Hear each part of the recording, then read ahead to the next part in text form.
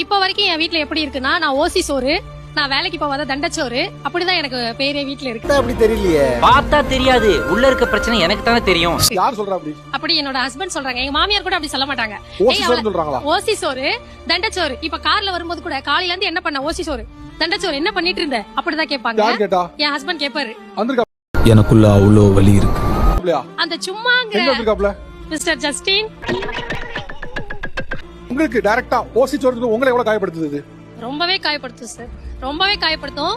என்னால சொல்ல வார்த்தையே இருக்காது. இதனால் ஃபுல்லா நான் 2 நாள் சாப்பிடாமல இருந்திருக்கேன். மனசே சரியில்லை, நிம்மதி இல்ல. உங்களுக்கு தெரியாது அதெல்லாம். நான் சண்டை போட்டுட்டு இவர் வேலைக்கு போயிட்டாரு, வந்துட்டாரு. ஆனாலும் நான் பட்டி கிடந்தா கூட நான் என் குழந்தைய நான் வளர்த்தாகணும். நான் அன்னைக்கு ஃபுல்லா நான் தான் பார்க்கணும். எனக்காக வேற ஏதோ வந்து பார்க்க முடியாது. என் குழந்தைய நான் தான் பார்த்தாகணும். அந்த வேர்டு என்ன ரொம்ப ரொம்ப அஃபெக்ட் பண்ணும் சார், ரொம்ப அஃபெக்ட் பண்ணும்.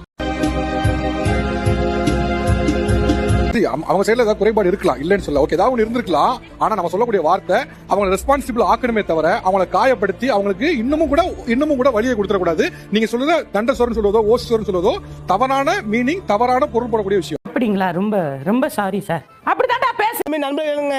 சின்ன சேனலுக்கு எதாக இருந்தாலும் அது கொஞ்சம் ஆதரவு கொடுங்க. உங்கள் பொண்ணான கையை கொண்டு அந்த பெல்லில் தட்டிடுங்க.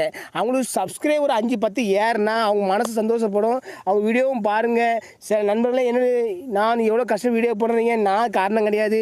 நான் என்னுடைய யூடியூப் சேனலில் பாருங்கள். எல்லாத்துக்குமே நான் ஆதரவு கொடுத்து சப்ஸ்கிரைப் பண்ணிட்டு தான் வச்சுருக்கேன். ரைட்டு படி.